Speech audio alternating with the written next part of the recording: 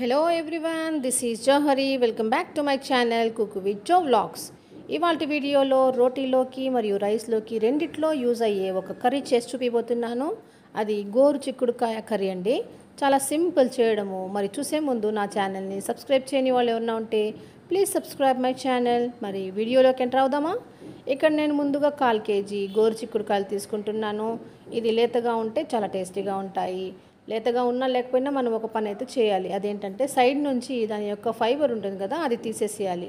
నారలాగా ఉండేది, లేకపోతే అది తినేటప్పుడు ఇబ్బందిగా ఉంటుంది. సో కట్ చేసుకునేటప్పుడే పక్క నుండి నార తీసేసి సన్నని పీసెస్ లాగా చేసుకునేసి వాటరు, కొంచెం టర్మరిక్ పౌడర్ అంటే పసుపు, కొంచెం సాల్ట్ వేసి ఇంకా కుక్కర్ మూత బిగించేసి మనము దాన్ని ఉడికించుకోవాలి. ఒక 2 విజిల్స్కి అయితే సరిపోతుంది, బాగా ఉడికిపోతుంది లేతదైతే. లేదా కొంచెం ముదురుగా ఉంటే ఒక 3 to 4 విజిల్స్ అయితే పెట్టండి మీరు.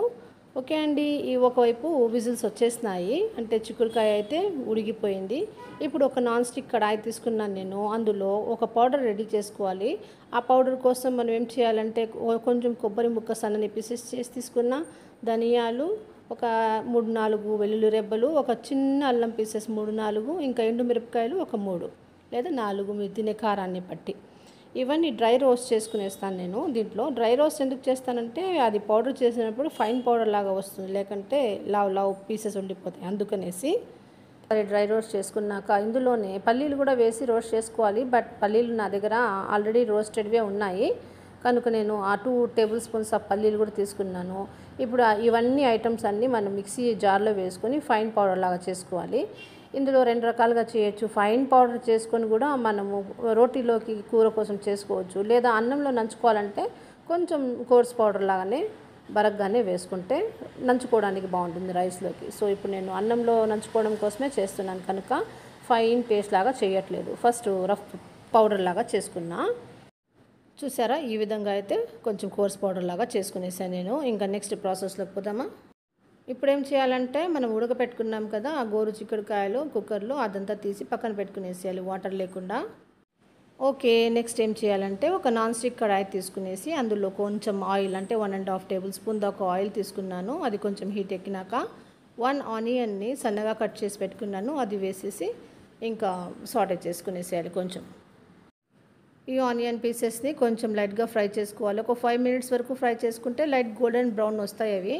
ఆ పాయింట్లో కొంచెం జీలకర్ర, ఒక 1/2 టీ స్పూన్ అనుకోండి, డైజెషన్కి చాలా మంచిది కదా జీలకర్ర. ఒక 1/2 టీ స్పూన్ జీలకర్ర వేసినాక అందులోనే కొంచెం కరివేపాకు వేసేసినాక మనము గ్రైండ్ చేసి పెట్టుకున్నాం కదా ఆ పౌడరు, ఎండు కొబ్బరి, పచ్చిమిర్చి, అవన్నీ పౌడరు అదంతా ఇందులోకి వేసేసేయాలి. వేసేసి రానెస్ పోయే వరకు కొంచెం ఫ్రై చేసుకోవాలి. లేదంటే లాస్ట్లో ఇది మనం కలుపుకోవచ్చు. బట్ ఇందులో ఏం చేసాం, మనము అల్లం వెల్లుల్లి వేస్తాం కనుక దీని యొక్క పచ్చిదనం ఉంటుంది. అందుకే మనం వీటిని ఫస్ట్ రోస్ట్ చేసుకోవాలి ఆయిల్లోనే. అప్పుడు ఆ జింజర్ గార్లిక్ యొక్క పచ్చిదనం అంతా పోయింది అనుకున్నాక ఈ సపరేట్ చేసి పెట్టుకున్నాం కదా గోరు చిక్కుడుకాయలు ఉడకబెట్టుకొని ఆ బాయిల్ చేసినవన్నీ ఇందులోకి వేసేసేయాలి.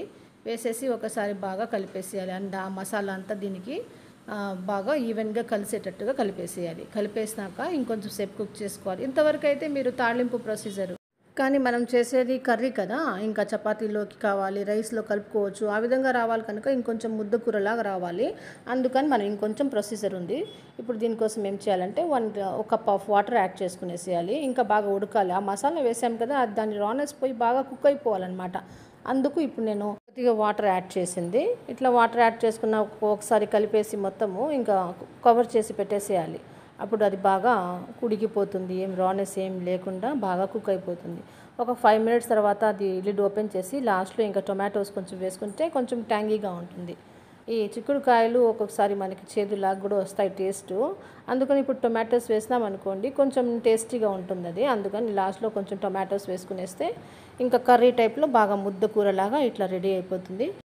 ఈ టొమాటో పీసెస్ యాడ్ చేసినా కూడా కొంచెం సేపు కవర్ చేసి దమ్లో కుక్ చేసినామంటే ఒక 3-4 మినిట్స్లో అంతా మన కర్రీ అయితే రెడీ అయిపోయినట్టే. ఇంకా ఇవి టొమాటో సాఫ్ట్ అయిపోతాయి, అంతవరకు మనము కొంచెం కుక్ చేసుకుంటే చాలు.